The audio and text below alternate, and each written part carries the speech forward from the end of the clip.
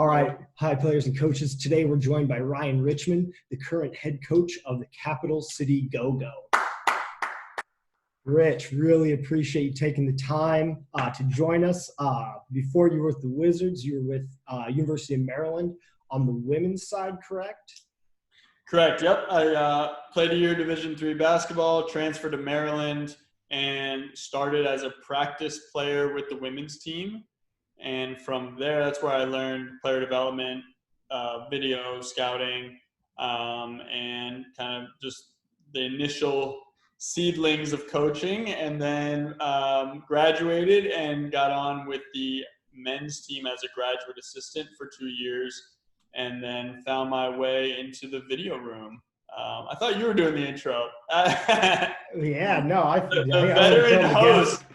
Yeah, well, I figure you can talk about yourself better than I can. I don't want to mess up any details here as we move forward. So, good. It's been quite the journey. Obviously, we've known each other since the Maryland days. So upwards of probably, what are we talking? A decade, I would say, probably closer to close. Yeah, I think 7 or 8 years, man. It's I was just looking through my phone in preparation for this, and man, like I didn't even have a smartphone back in the day, man. That's how far we've come. I do remember that. Thanks so much for having me on. It's great. It's great to be on. Yeah, I'm really excited. Appreciate you coming on. So just to kind of get right into it here, keeping on topic with shooting, as you've kind of gone through what in coaching now in the G League versus when you were in college, doing stuff when you were on the bench, previous seasons with the Wizards. So what's just a good solid warm up when it comes to shooting that you've seen or you like or whatnot? Yeah, I think we've talked about it a bunch, but success leaves clues. Success leaves footprints, and the best shooters I've been around have a routine, and when they walk in the gym, no matter who it is they really typically start with form shooting right in front of the basket. And we, almost every one of the workouts we do with the Go-Go and the Wizards, we start with form shooting right in front of the basket, and we show our hands, one hand to the sky, one hand to the passer. And our hands are wide, fingers are wide, because we believe that the more coverage you have on the basketball, the more control you have on the basketball. So obviously your hands, and then a great shot starts from your feet. The foundation of a building, the foundation of a shot starts from the ground up. So we want to have a good basketball stance with our butt down, our chest up, and we're ready to kind of catch and shoot. So shot presentation before anything is critical. Mm-hmm. And yeah, I like how you were talking about spacing out the fingers. I've never heard that before, and just kind of controlling the basketball. So then we starting close, and then what's next? Guys like Bradley Beal or John Wall or any of the other guys you have, Garrison with the Go-Go, that are really good shooters. So they start with form shooting, then what are they doing? They start with form shooting. They move back after every 5 makes. So you make every fifth make, you have to make a swish. But I think more so than anything, it's just seeing the ball go in the basket, just kind of that thought and that kind of mental preparation and that visualization of the ball going through the basket. But from there, we move back, and depending on your range, you'll move back a step or a half a step all the way, to the 3-point line. But when we do our form shooting, we don't jump with it. We're really trying to lock into our footwork, our hands, and kind of strengthening up our legs into our shot. So we won't jump with it until we go into the jump shooting portion of it. And that's when we'll move to different spots on the court. And we firmly believe in quality over quantity. I personally believe in almost like an 80 to 20 ratio of like quality shots as 80% of your shooting workouts. And then, like 20% being more like volume. I think there are times where volume is important. Volume is mental therapy, and volume can give you confidence. But, it can also get dangerous if you just go in the gym, shoot on the gun for 2 hours, and by the end of the 2 hours, you've gotten 1,500 shots up. But from a quality standpoint, kind of, where is that? So I believe in kind of an 80-20 rule with that. Mm-hmm. Like that. And I'll say this too, and then we've done drills where guys have to come in the gym and they just have to start shooting and they can't get form shooting. And we do this in particular with players coming off the bench. One player we did this with that was huge, and he brought it to us, Gary Neal. He was coming off the bench, and he used to do this in San Antonio, where I think we added to it, where we made him like, he came in the gym and he would shoot, like let's say left corner, he's making 5 at a spot. Right corner, he's running across making 5, and then he'd go sit down kind of to simulate coming off the bench. And we would do different drills, and we've done different drills where we're simulating players that are coming off the bench to shoot, because that's a skill too. Jumping in the game and having to make shots. Gary Neal doesn't have the luxury, if he's coming off the bench, he doesn't have the luxury, some of our bench players, to get a feel, get a feel for the game. They only have a 6-7 minute rotation, and then they're coming out. So it's important that they're very efficient, and we felt that it helps their mentality with being efficient coming off the bench. Oh, absolutely. Just to back you up a little bit, footwork. I know, what's your philosophy on footwork? Are you permanent pivot foot? Are you left, right? Are you a hop?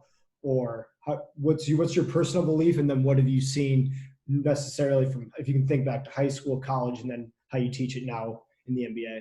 I mean, I was taught inside foot. We taught inside foot at Maryland, which I thought was good. I think having consistency with your footwork is important. I'm more of the lines of, you have to be comfortable when you're shooting. We teach there's 4 ways to step into a jump shot. We teach right, left. We teach left, right. We teach a pro hop. And then we teach a Danny Green. We call it a quick hop. So it's like you're really quick off your feet on the quick hop. And sometimes, if you're moving in different situations, you're off balance, the quick hop is important because it gets your feet set and you can get right up. So those are the 4 ways we teach stepping into your shooting. I think it's important to have all 4 in your arsenal, just as like teaching for your footwork. But again, simple. If you're a right-handed shooter, I would spend 80% of your time, 90% of your time on your left-right footwork. Just standard inside footwork. And then, if that doesn't work for you, I would go into the pro hop. But I've seen great shooters shoot it different ways, but those great shooters, they shoot it different ways, but they shoot it the same way. Does that make sense? Mm-hmm. Yeah. So so if you're a left-right person, man, girl, guy, man or woman, shoot it left-right as best as you can. But if you prefer pro hop, then shoot pro hop as much as you can. Mm-hmm. Just be consistent once you have your way. Exactly. Yep. Got it. And so perfect little segue moving into the off season here as we're in late June now. Let's say I'm a high school or college player and I'm looking at my off season and I really want to improve my 3-point shooting, whether that's catch and shoot and maybe adding a little bit off the bounce. What sort of things, if I don't have a specific type of footwork, what do you see the most guys do, comfortability wise, or girls? And then how do I go about improving that?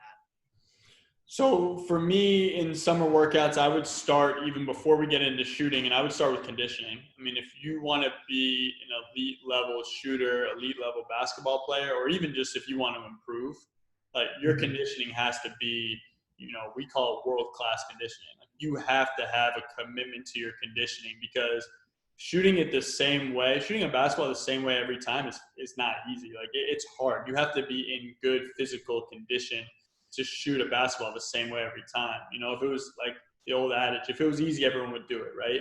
So it's not easy. So you have to be in elite shape, elite conditioning to even get to the point where you're working on your jump shot, okay?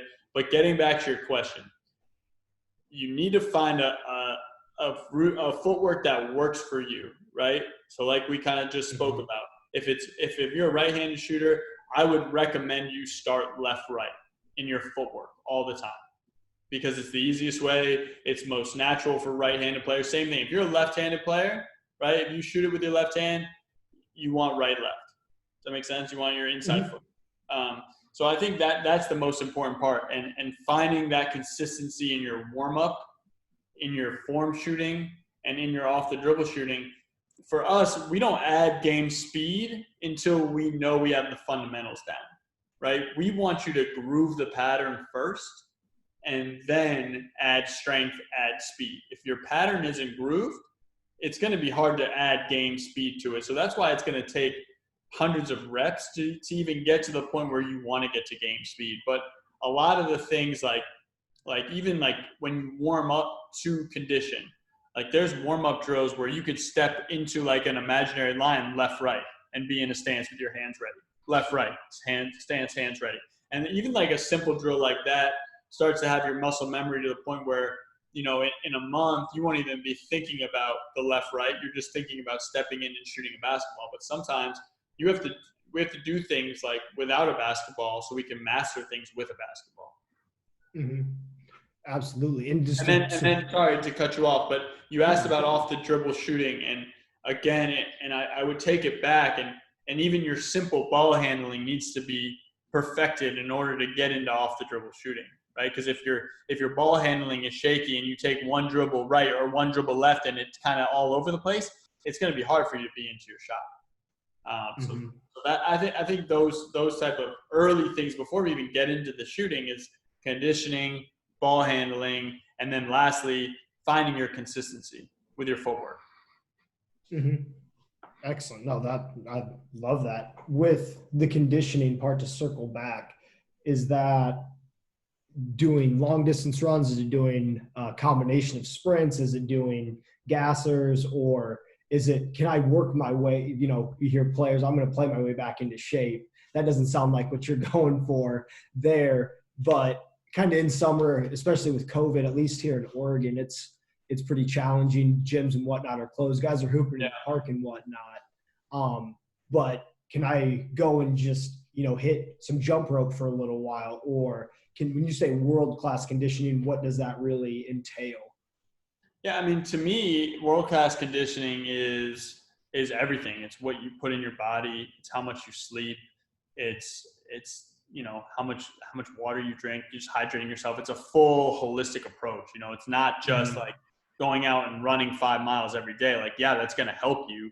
But if you're not sleeping 7, 8, 9 hours a night, then you're not doing everything you need, you know, like, or if you're eating like fast food, you're just not doing everything you need to help your body be better. So I think it's important, to do a multitude of things. Like I'm really big on cross training, especially in the off season. You know, if swimming laps is like one of the hardest exercises you can do, and it's so beneficial for your heart and your lungs, and it's one of the best things you can do. So stuff like that, even swimming laps in a pool, incredible. Riding a bike, I know you ride a bike, I do too. Yeah, great. You know, like those are great things that help your conditioning on the court. So I think that the best way to get into basketball shape is to play, obviously. But to your point, you know, like with COVID and everything going on, and a lot of like one-on-one things, I think the more you can do, if it is 10 minutes of jump rope every 3 hours, you know, if it's something little, like it doesn't have to be anything crazy, but all of those cross training, I think, it adds to your backbone of being in great shape. And that to me is the sign of a true like player, but really someone who's really serious about what they're doing, because that's all part of what we look for in our players is how professional are you? And being professional isn't just when you walk on the court, you know, for an 11 o'clock practice. If you're there at 10:30, yeah, that's great. The best players I've been around are in there at 9:30 for an 11 o'clock practice, you know, and they're in bed at 10 o'clock and they're back in, and it's, the thing is, what I've learned is it's boring. It's boring work. And I know Ray Allen said it on I think a show or a podcast a couple of years ago, but he's like, yeah, like no one would understand how boring it is to be a great shooter or to be a great player. It's boring. It's simple. It's a simple, repetitive, every single day. And you know, I think I've seen so many different types of people be successful as players that it's attainable for everyone if you want to put the work in. At the end of the day, the work is undefeated. You know, like part of the reason why I'm coaching is because I didn't put in the work as much as I needed to as a player. And that's my way of giving back to people, because I didn't know, similar to how we've talked, Joel, and why I'm on here is I didn't know as a player, like what I needed to do. Like, and I'm here to tell you guys, everyone who's listening, like, if you want to be a great player, your work ethic has to be impeccable. Because like Scott Brooks, our head coach with the Wizards, he survived in the NBA for 10 years. He used to work out 3-4 times a day in the summer. And that's like, for me, hearing that, if I heard that when I was 16 years old, that would be completely not even in my wheelhouse. I had no idea. But Scott Brooks, if you see him, you'd walk down the street, you'd see Scott Brooks. You might not know who he is, but he played 10 years in the NBA, and he was an incredible player, and he worked out 4 times a day in the summer. And it may be 3, but we'll call it 3 to 4. I'm almost positive it's 3, but sometimes he said he did 4. So, the work's undefeated. Absolutely. And that's his number, or his number's retired at UC Irvine? Yeah, he just got his number retired this past year, UC Irvine. Yeah, man. No, that's I forget, maybe it was DA or maybe it was you told me it's just like you just morning cup is just like everybody has coffee in the morning or whatever, tea, whatever you do. Similar to the work is just that's the consistency and you hit the nail on the head. That's why we're doing this is helping players and coaches that you don't know. When you don't know, you don't know. And hopefully we can provide a little inspiration and give a path to, accomplishing whatever your goals happen to be. So moving into, we've talked a lot about shooting. So if I'm working on, let's say I've identified I want to become a better finisher around the rim, for example. How do I improve that other than just going out and doing mic-ins, things like that? How do I go about improving certain aspects of my game? So with regards to finishing around the rim, my biggest thing and something I wish I did if I were to go back on in 15 years in the past and change something about the way I developed as a basketball player, I would say you have to get your offhand to be as good, if not better, than your strong hand. And to me, like it's going to be to failure. Like you have to be good at dribbling, finishing with your left hand. I'm a righty, so for me, it's finishing my left hand, dribbling with my left hand, and a lot of times we talk about almost doing double the work in your offhand, than you do with your strong hand. So if you were to pound the ball 10 times in a warm-up drill with your right hand, like your left hand, it should be 20. If you're finishing twice with your right hand, your left hand, it should be 4 times.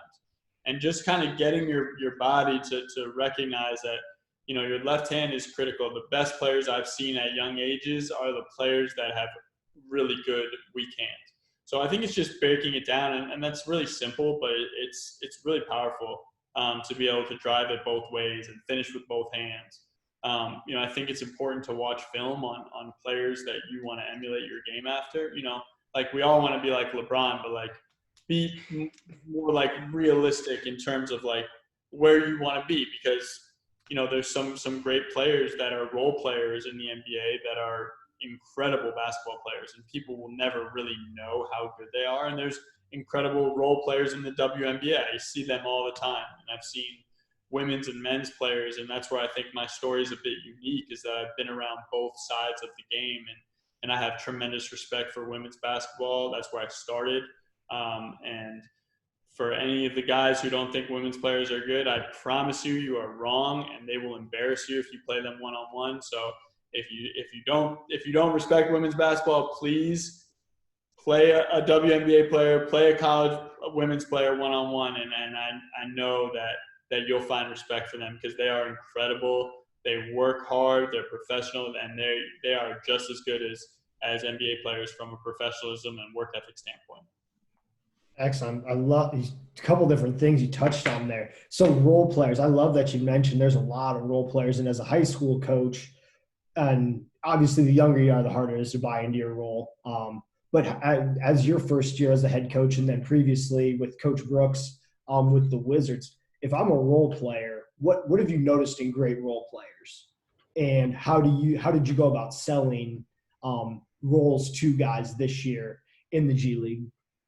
So for role players, the couple things that stick out, one off the top of my head is that your routine has to be elite if you're going to be a role player.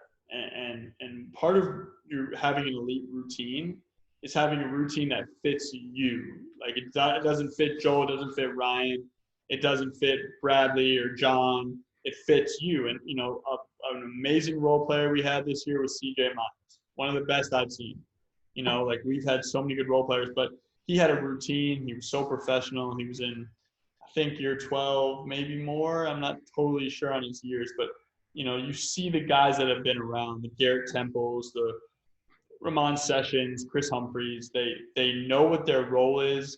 They don't all always love it, but they embrace it. I hope that makes sense.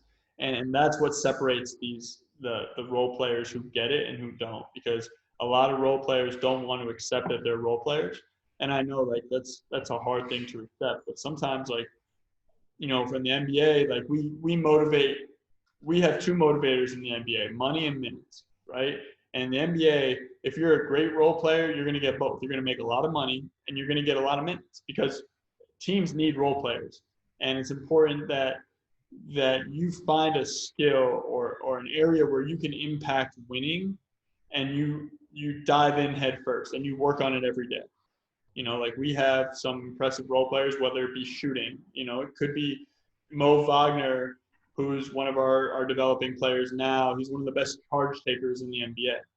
It's simple, but like anyone could do that, right? Like it's pretty simple. Like Kyle Lowry still is one of the best charge takers in the league, and he's an all-star, like he's an impressive player, and he's one of the best charge takers in the league. And all it charges is a winning play, and it's a sacrifice for your teammates and for your team. So for me, being a great role player is knowing how to sacrifice for your team.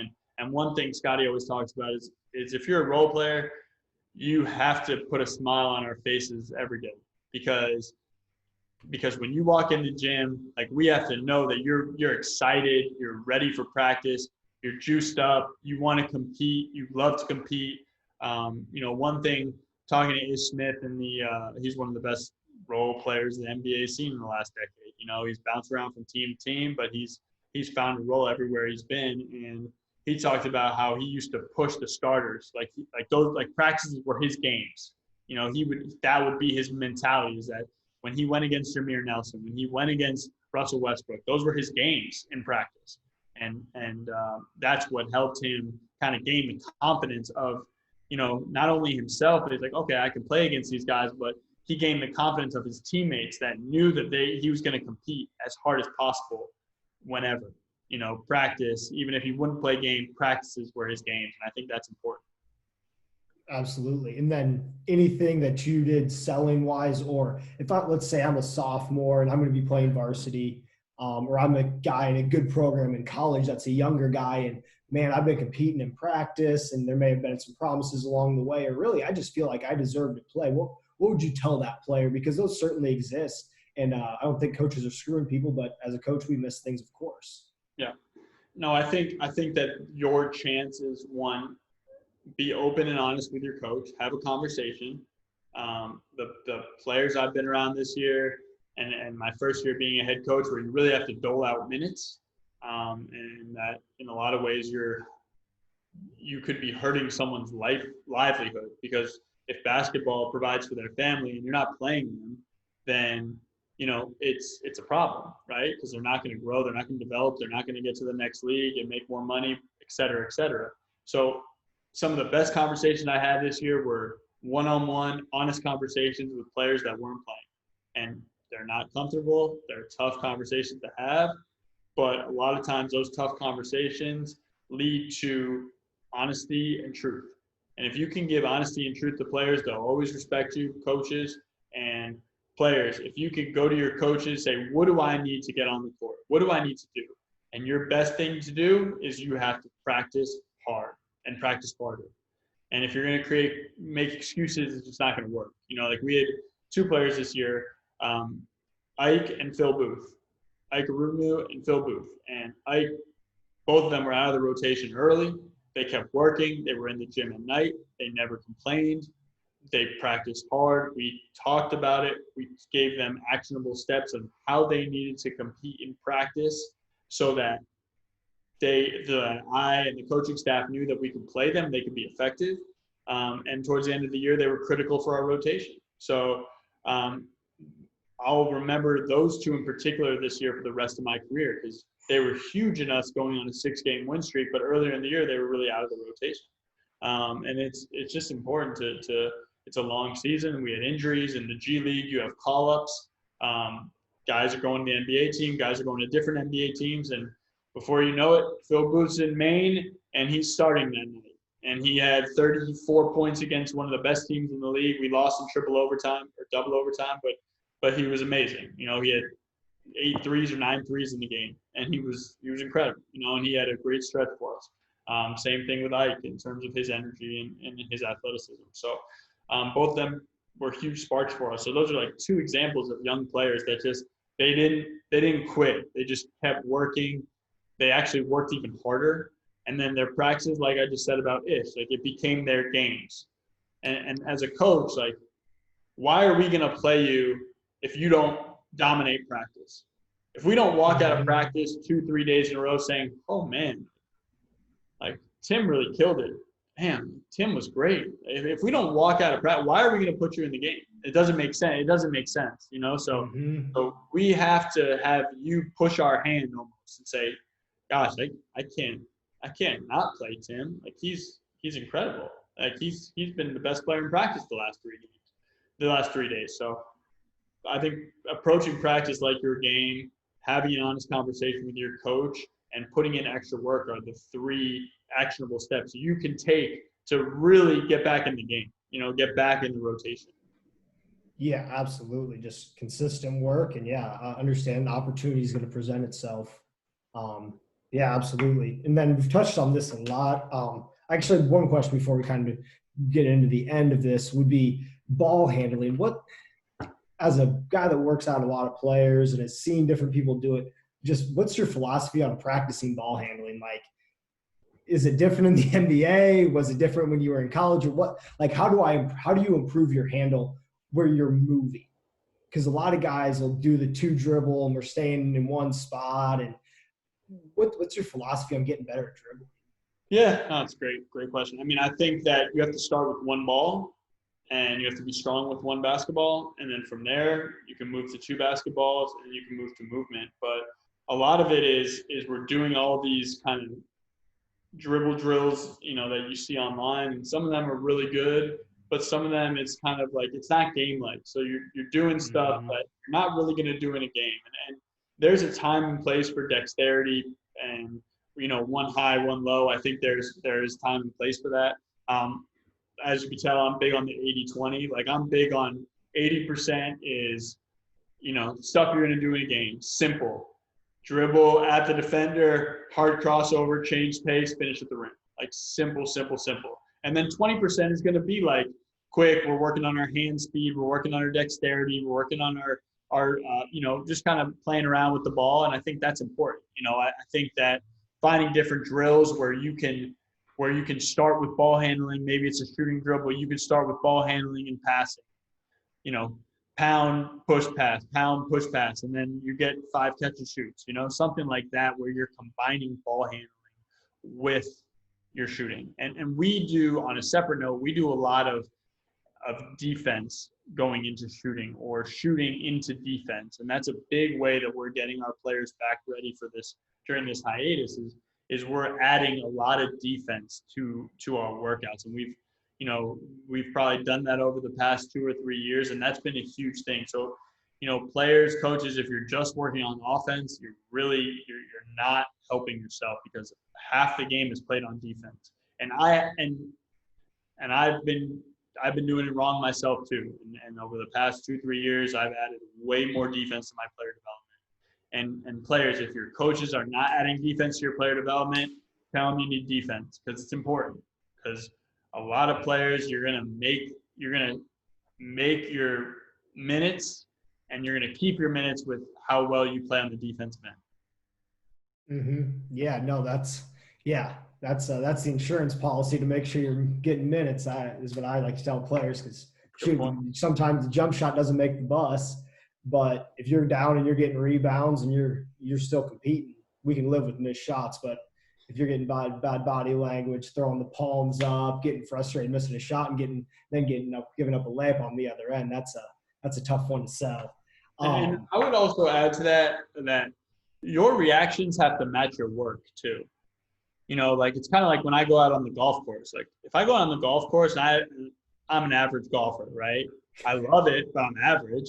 But if I go out on the course and I don't practice and I just play and I love playing, but do you really expect if you don't practice it to be good? Like, is that really like it's not even realistic for myself? Like, I'm putting myself in a losing situation if I'm saying, hey, I got to go out on the course and I got to play well, or else I'm going to get frustrated and I'm going to pout and I'm going to be sad about it. No, it's just if your work ethic doesn't match like what your desires and wants are, then you should never get upset at yourself. Right now, if you're putting in the work day in and day out and it's still not working out for you, yeah, you could be a little bit upset about it. That's fine, right? But your work ethic has to match your goals, or else it's just never going to work.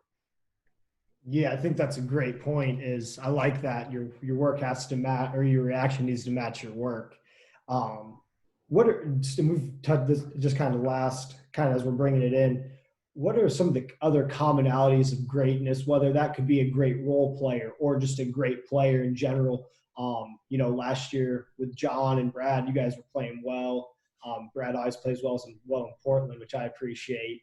Um, what are just some commonalities of different players you've seen maybe with the Wizards or even without that you notice or hear different stories of, you know, those guys that make it for that extended period of time? What's the difference between a one or two contract player and that guy that makes it into the veteran and is kind of the guy in the locker room or kind of gets those opportunities later? Great question. I would say that the two things, just thinking about it, that stick out to me are competitiveness and basketball IQ. And I think basketball IQ is tough to kind of gain, but it's not impossible. Like watching games, I've noticed a lot of young players don't watch basketball, which is just like crazy to me because like you know when you're talking to a junkie, like a basketball junkie, like you guys like kind of can vibe with each other, you know? Like I feel Mm-hmm. like I'll give you an example. I'll tell you a story. It was Paul Pierce, and speaking of greatness, we had Paul Pierce. Paul Pierce would walk down those steps every day, 9:30 a.m. for an 11 o'clock practice. He'd have his little toe shoes on. He'd get his sprints in on the treadmill if he didn't think he got enough, cardio. He'd play one-on-one if he didn't get enough cardio the night before, and then he'd get his 250 makes in. It'd take him 20 minutes to get 250 game spot, game shot makes in before practice. And it was simple, but like, we're standing on the free throw line one day, and Paul's like, he turns to me, I'm rebounding, passing, whatever. He turns to me, shooting free throws, said, mind you, it's 9:50, 10 a.m. in the morning at this point. He goes, hey, do you see that? You see that Kings game last night? Like that Kings Phoenix game last night? Kings Phoenix game. That game started at 10:30 Eastern time. Like, no chance. I was in bed by 10 because I'm early to bed, early in the morning. But it was just like it let me just that little story you know, Paul is still at whatever he is, a Hall of Famer, year 16, whatever it was, and he is watching games still. Like he's loving watching games. And those are like the two things that stick out. Competitiveness. Paul Pierce, the only guy I've ever seen make a shoot around competitive. And he wasn't even shooting in it, but he could make a shoot around competitive. He comes down the gym, he's yelling at John and Brad, and he's joking with them and saying like, good defense, Paul. Good defense, Paul. They make or miss a shot, so they start chirping. So like he could make any situation competitive based on like who he was. There's so many stories like of like great veterans, but those are the two things. Like, if you talk to John and Brad, and their competitiveness is so high, but what would surprise you more is the way they see the game and the way that they're wired to like read the game of basketball. And it's just, I don't know. I'm not like so sold that they were like born into that. Yeah, that's a piece of them. They were born into that totally, but like they like put time in. They love it. Like if you love it, it shows. And those are guys that they watch games. They watch basketball. The players I love coaching the most are players that know and love watching basketball. Mm-hmm. Yeah, absolutely. So yeah, I don't understand I watched the highlights of it, and then I watched James Harden, but I didn't see what set up some of those threes and how he created the space and whatnot.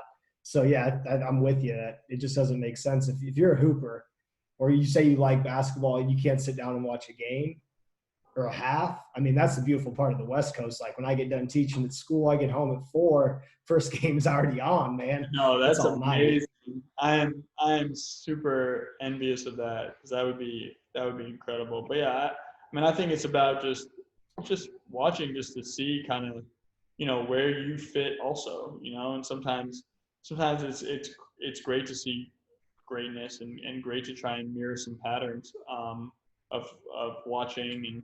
And like one player that I watched a lot of, I was watching a lot of Toronto over the hiatus just because I really respect the way they play. Obviously, after losing Kawhi, and they were just still so good, but just gaining an appreciation for someone like, I know he's an all-star, but like Kyle Lowry, like guys don't like playing against him because he's so competitive, and the one thing he does, he just makes winning plays all the time, and that's just an easy takeaway. He makes winning plays, and I think that has to do with basketball IQ, right? Like knowing what a winning play is. Like sometimes it's never going to show up in the box score, but like if you're a winning player, you make winning plays, and that's sometimes it's as simple as making the extra pass. Sometimes it's even as simple as sprinting over to help your teammate up.